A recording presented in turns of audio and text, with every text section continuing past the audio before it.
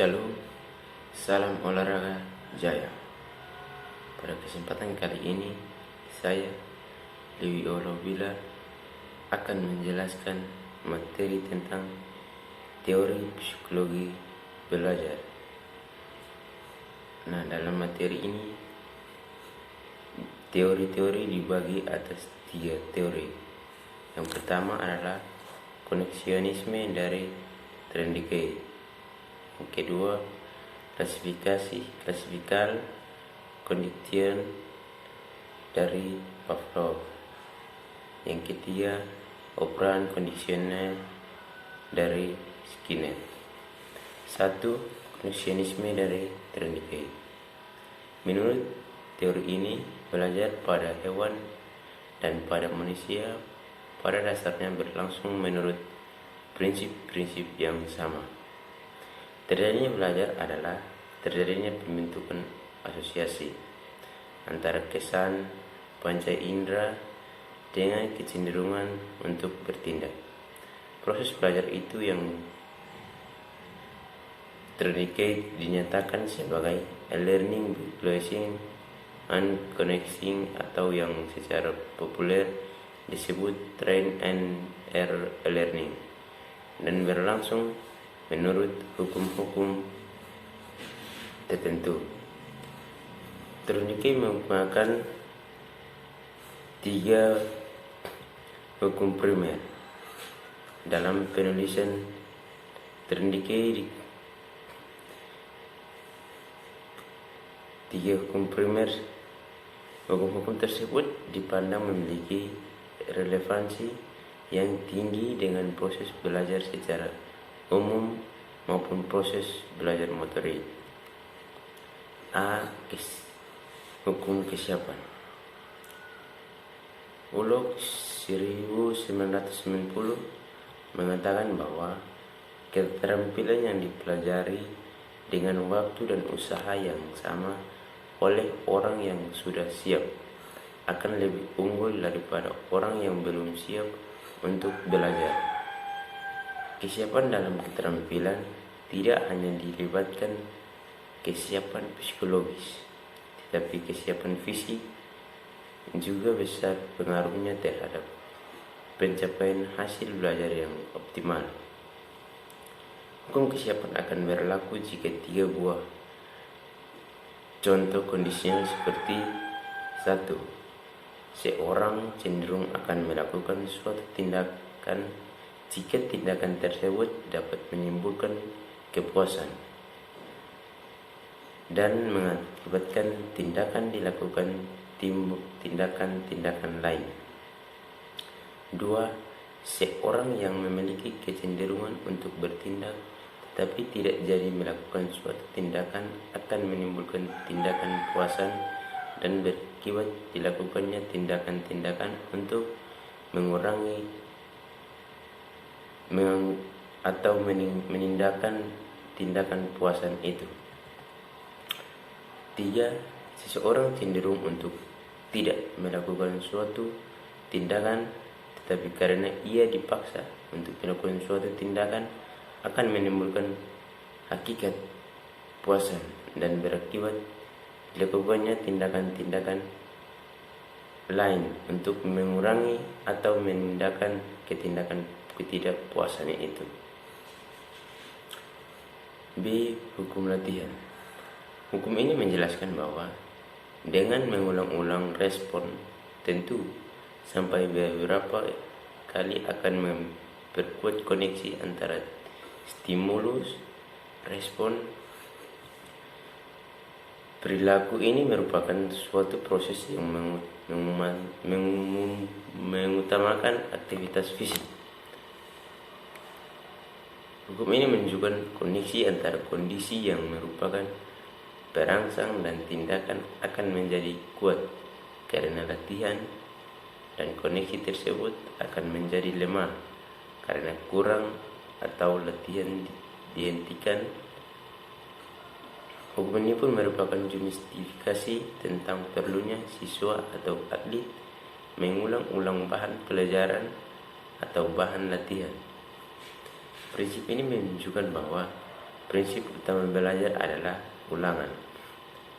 Makin sering suatu pelajaran atau latihan dilakukan, maka makin dikuasailah pelajaran atau bahan latihan tersebut. Kebenaran ulangan, pengaturan waktu, distribusi frekuensi ulangan yang benar yang dilakukan akan ikut menentukan hasil belajar. C. Hukum efek. Hilliard dan Bower 1977 menjelaskan bahwa menguat atau melemahnya koneksi merupakan konsekuensi dari hasil penerapan teori Trendike dalam proses belajar motorik. Menurut Luton 1988 dapat dilakukan sebagai A. Siswa harus siap secara psikologis maupun fisik. Pelatihan dilakukan berulang-ulang dalam kondisi belajar yang baik. C. Tugas guru mengorganisasikan elemen-elemen yang keterampilan yang akan dipelajari mulai dari yang sederhana sampai yang kompleks. D. Dengan belajar, elemen-elemen akan memperhalus nilai transfer. E. Untuk memperkuat koneksi stimulus respon dapat menggunakan hadiah. D. Konsep transfer in training. Terus transfer in training dikenal pula dengan nama teori of industrial element yang menyatakan bahwa transfer belajar akan terjadi apabila antara hal yang lama yang telah dipelajari dengan hal yang baru akan dipelajari terdapat unsur-unsur yang identik. Dengan demikian, untuk memperoleh transfer secara optimal, maka bahan pelajaran akan disajikan harus mengandung sebanyak mungkin kesamaan yang mungkin akan berguna dalam kehidupan di masyarakat. 2. Classical conditioning dari Pavlov.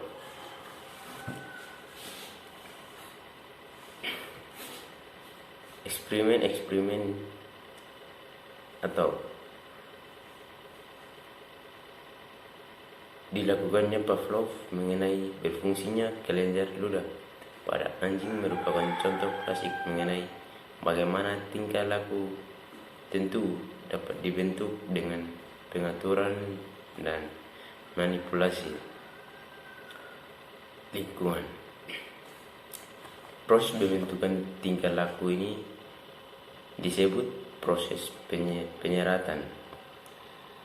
Ariel anjing yang semula hanya keluar kalau ada perangsang yang mewujud makanan. Akhirnya dengan proses penyeratan tentu air liur anjing dapat keluar karena perangsang lain yang bukan makanan.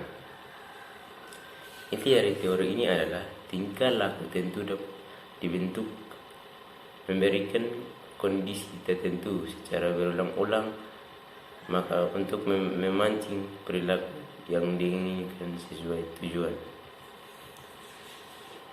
Teori yang ketiga, T3 operant condition dari Skinner. Dari teori ini dikembangkan dengan melakukannya pencobaan pada tikus yang dimasukkan kotak dan dipasang pangkit, sehingga apabila pengungkit tersebut ditekan maka akan mengeluarkan makanan. Berdasarkan hasil pencobaan tersebut, Skinner membedakan adanya dua macam respons, yaitu respondent response dan operant and response. Respondent and response yaitu respon yang ditimbulkan oleh perangsang-perangsang tertentu seperti makanan yang menimbulkan air liur. Perangsang yang demikian itu yang disebut eliciting and stimuli menimbulkan respon-respon yang secara relatif lebih tetap. Operan respon yaitu respon yang timbul berkembangnya diikuti oleh perangsang-perangsang tertentu. Perangsang yang demikian